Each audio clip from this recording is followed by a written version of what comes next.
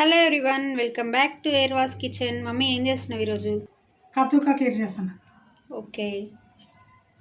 ఒక సొరకాయ తీసుకున్నా లేతది. ఈ సొరకాయ మంచిగా కడుక్కొని తీసుకొచ్చిన. ఇప్పుడు చెక్కు తీసుకోవాలి దీనికి.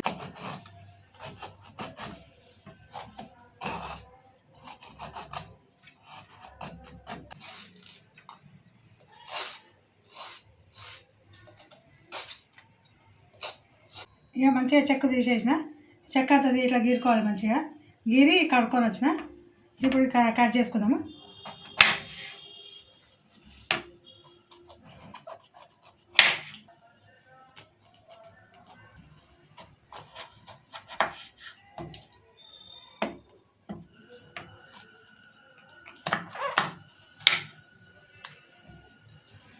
ఇది తీసేసుకోవాలి. ఈ ఇత్తులు ఉంటాయి కదా సొరకాయల, లేత అట్లనే ఉంటాయి ఏం కాదు, కానీ ఇది ఇక ఇత్తులు ఉన్నాయి కదా ఇట్లా తీసేసుకోవాలి. ఇత్తులది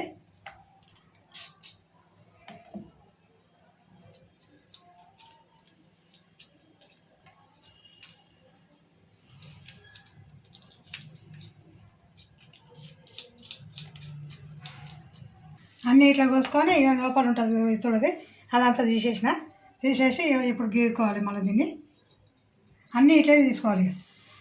ఇక ఇట్లా గీరేది ఉంటుంది కదా, దీంతో గీరుకోవాలి.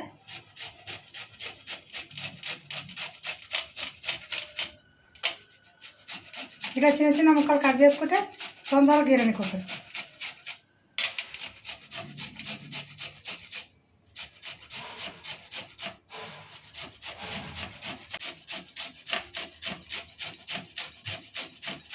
ఇట్లా గీతే అబ్బో ఎంతసేపు అనుకోను, ఏం కాదు, తొందరగా అయిపోతుంది.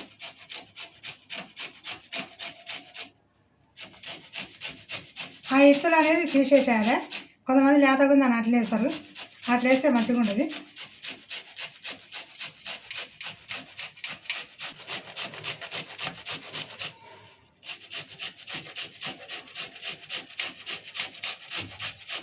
సో సొరకాయ ముక్కలు అన్నీ తురిమి పెట్టుకున్నాక మిగతా ప్రాసెస్ చూద్దాం. ఇంకా సన్నం ఇట్లా తురుముకున్నా మొత్తము ఇట్లా మంచిగా తురుముకోవాలి. ఇప్పుడు కడాయి పెట్టినా, పొయ్యి ముట్టించి కడాయి పెట్టినా. ఇప్పుడు కడాయి వేడేది. ఇప్పుడు 2 స్పూన్లు నెయ్యి వేసుకుంటున్నా.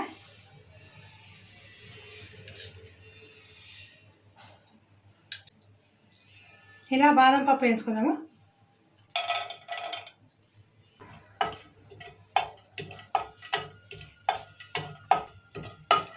ఇక బాదం పప్పు ఎర్రగా వేగినాయి. ఇప్పుడు నెయ్యిలా మంచిగా ఎర్రగా వేగించుకోవాలి. ఇలా ఇప్పుడు తీసుకుందాం.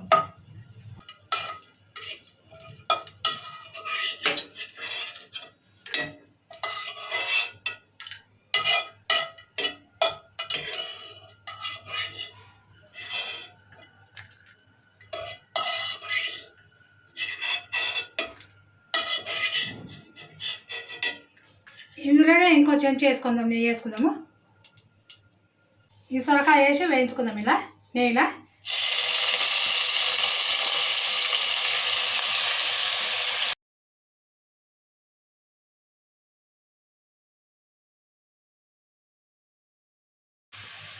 ఇప్పుడు సొరకాయ తురిమేసినాం కదా, ఇలా సొరకాయ తురిమినప్పుడు వాటర్ వస్తాయి కదా, వాటర్ చల్లొద్దు.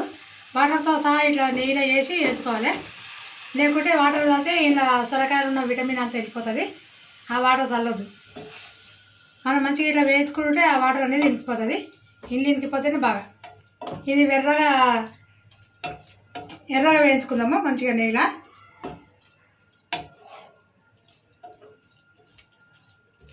ఇలా మంచిగా కలుపుకొని కడాయి నిండా చేసి ఇప్పుడు మూత పెట్టి మగ్గించుకుందాము.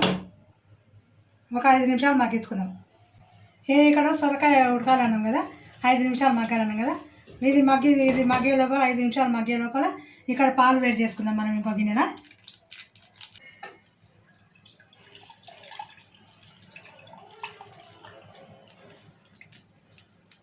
ఇంకా ఇప్పుడు ఇవి పొయ్యి మీద పెట్టుకుందాం పాలు.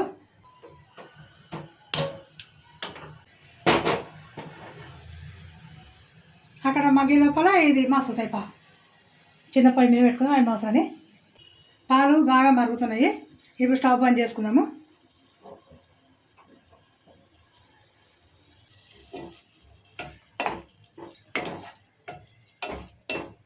ఇట్లా బాగా కలుపుకోవాలి. అడుగంటకుండా కలుపుకోవాలి. ఇంట్లో అయితే అడుగంటది, వేరే గిన్నెలలో పెట్టుకుంటే బాగా అడుగంటుతుంది. సన్నటి మాట మీద కలుపుకుంటుండాలి అడుగంటకుండా. అడుగంటితే మళ్ళీ కాటు వాసన వస్తుంది.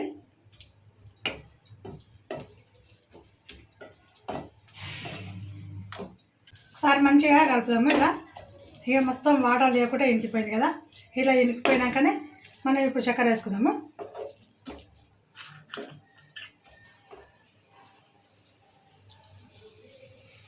మనకు తీపికి సరిపడేంత చక్కెర చూసి వేసుకోవాలి.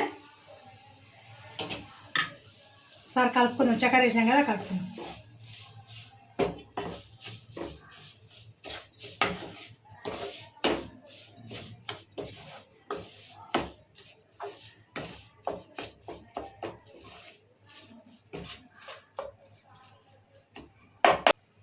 ఇప్పుడు కోవా కూడా వేసుకుందాము. కోవా కూడా వేసి మళ్ళీ కలుపుకుందాం. ఇప్పుడు ఈ కోవా వేసుకున్నాం కదా, ఇది స్వీట్ కోవా కాదు, పచ్చిది మన సప్పటి కోవా. ఇది స్వీట్ది అనుకున్నారు.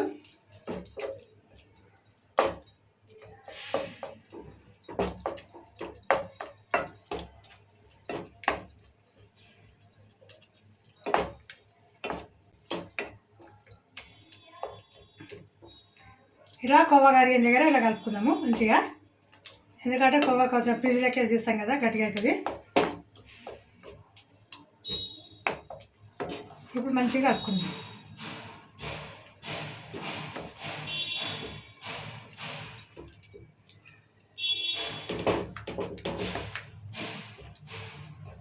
మంచిగా ఉడికించుకుందాము. చక్కెర వేసినాము, చక్కెర కోవా వేసినాం కదా, మంచిగా ఒక 5 నిమిషాలు మళ్ళీ ఉడికించుకుందాం మంచిగా. ఏ మూత గిట్ట ఏం పెట్టదు, ఇట్లనే కలుపుకుంటుండి ఉడికించుకుందాం. కలుపుకుంటూనే ఉడికించుకుందాం. ఇక 4 ఇలాచీలు వేసి దంచుకుందాం ఇలా రోట్ల.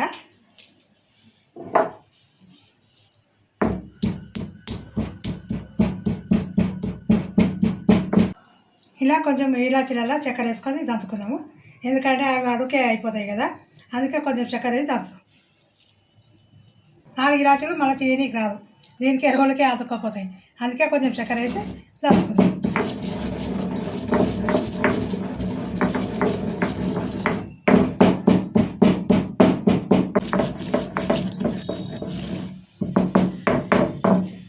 ఇంకా దంచుడు అయిపోయింది. ఇది ఒక గిన్నెలకు తీసుకుందాము. ఇట్లా చక్కెర దంచుకుంటే ఇలా వస్తుంది చక్కెర.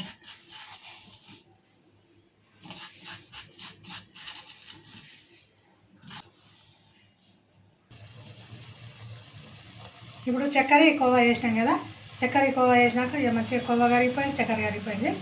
ఇవి మంచిగా ఉడుకుతుంది కదా, మళ్ళీ ఒకసారి కలుపుకుందాం. మనం మంచిగా ఇట్లా చక్కెరలో ఇట్లా చక్కెరనే ఇట్లా ఉడికించుకోవాలి. ఆల్మోస్ట్ మనం నెయ్యినే మంచిగా ఉడికించుకున్నాము. చక్కెర ఇంకా జర ఉడికితే ఇంకా బాగుంటుంది. ఈ కోవా చక్కెర మళ్ళీ ఈ సొరకాయ మంచిగా ఉడకాలి. సూపర్ ఉడికింది. ఎంత మంచిగా ఉడకబెట్టుకుంటే అంత మంచిగా టేస్ట్ వస్తుంది. ఇప్పుడు దంచుకున్న ఇలాచి పొడి ఉంది కదా, ఇది కూడా వేసుకున్నాం. ఇప్పుడు మళ్ళీ ఒకసారి కలుపుకున్నాం.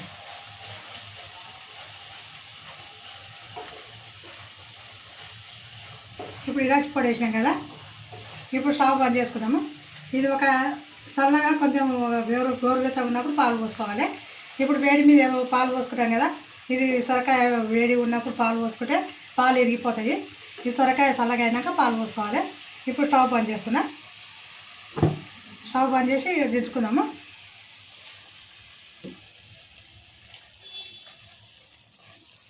ఎప్పుడైనా కానీ సొరకాయ చల్లగా అయినాక పాలు పోసుకుంటేనే బాగుంటుంది. ఇక ఇది ఉడుకుడు ఉన్నప్పుడు పాలు పోస్తే పాలు పలిగిపోతాయి, అప్పుడు బాగుండదు. కొంచెం గోరువెచ్చగా ఉన్నప్పుడు పోసుకుంటే ఏం కాదు, కొంచెం గోరువెచ్చగా ఉన్నప్పుడు పాలు పోసుకుందాము. చల్లగా కానీ ఇప్పుడు చల్లగా అయిపోయింది.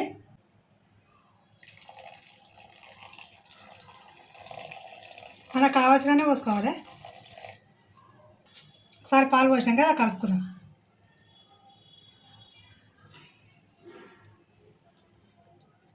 మనం చూసుకొని పాలు పోసుకోవాలి.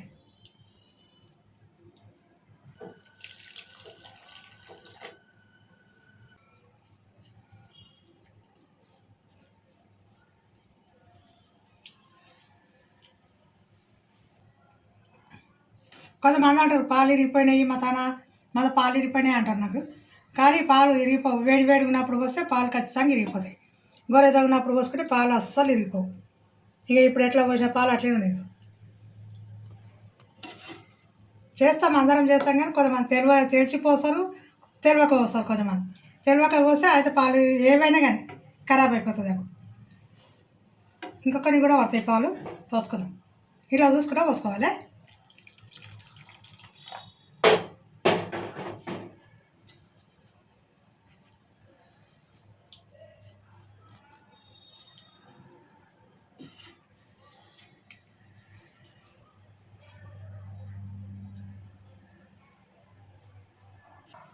ఇక ఇప్పుడు స్టవ్ ముట్టించుకున్నా.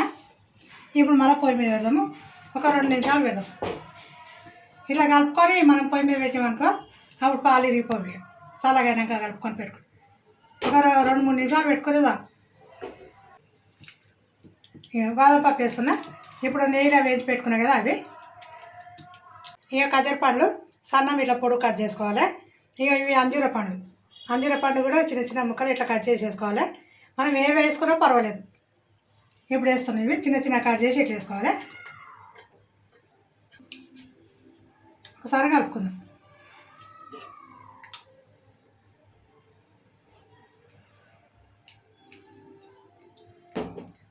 సూపర్ కద్దు కాకీర్ సూపర్. నోట్లో నీళ్ళు ఉడుతున్నాయి కదా, మీకు ఎంతమంది నోట్లు ఉడుతున్నాయి నీళ్ళు. ఇక ఇప్పుడు పాలే ఇరిగిపోలేదు చూసావయ్యా. ఇంకా మంచిగా ఉంటాయి. ఇట్లా ఒక 2 నిమిషాలు ఇట్లా అనుకొని తీసుకుంటే అయిపోతుంది. ఇక 2 నిమిషాలు పెట్టాము. ఎక్కువ తక్కువ దొరికినట్లు అంటుంది కదా. ఇక తీసుకుందాము, స్టవ్ బంద్ చేసి తీసుకుందాము.